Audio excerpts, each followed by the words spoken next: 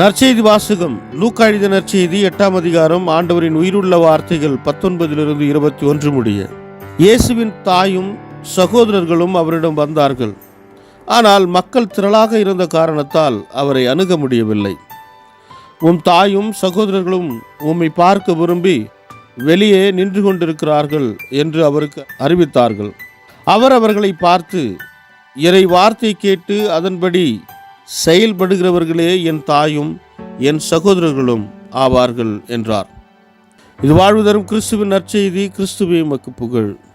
Luca ಅಧ್ಯಾಯ 8 ವಚನ 19ರಿಂದ 21ರವರೆಗೆ. ಯೇಸುವಿನ ತಾಯಿ ಮತ್ತು ತಮ್ಮಂದಿರು ಆತನನ್ನು ಭೇಟಿಯಾಗಲು ಬಂದರು. ಅಲ್ಲಿ ಬಹಳ ಜನರು ಇದ್ದುದರಿಂದ ಯೇಸುವಿನ ತಾಯಿಯಾಗಲಿ ಆತನ ತಮ್ಮಂದಿರಾಗಲಿ ಆತನ ಬಳಿಗೆ ಹೋಗಲು ಸಾಧ್ಯವಾಗಲಿಲ್ಲ. ಅಲ್ಲಿಂದ ಒಬ್ಬನು, ನಿನ್ನ ತಾಯಿ ಮತ್ತು ತಮ್ಮಂದಿರು ಹೊರಗೆ ನಿಂತಿದ್ದಾರೆ, ಅವರು ನಿನ್ನನ್ನು ನೋಡಬೇಕೆಂದಿದ್ದಾರೆ ಎಂದು ಯೇಸುವಿಗೆ ತಿಳಿಸಿದನು. ಅದಕ್ಕೆ ಯೇಸು, ದೇವರ ವಾಕ್ಯವನ್ನು ಕೇಳಿ ಅದಕ್ಕೆ ವಿಧೇಯರಾಗುವ ಜನರೇ ನನ್ನ ತಾಯಿ ಮತ್ತು ನನ್ನ ತಮ್ಮಂದಿರು ಎಂದು ಉತ್ತರ ಕೊಟ್ಟನು. ದೇವರ ವಾಕ್ಯವಿದು. ದೇವರಿಗೆ ಕೃತಜ್ಞತೆ ಸಲ್ಲಲಿ. Gospel according to Luke chapter 8 verse 19 to 21. Then his mother and his brothers came to him, but they could not get to him because of the crowd. Someone told him, your mother and your brothers are standing outside and wish to meet you.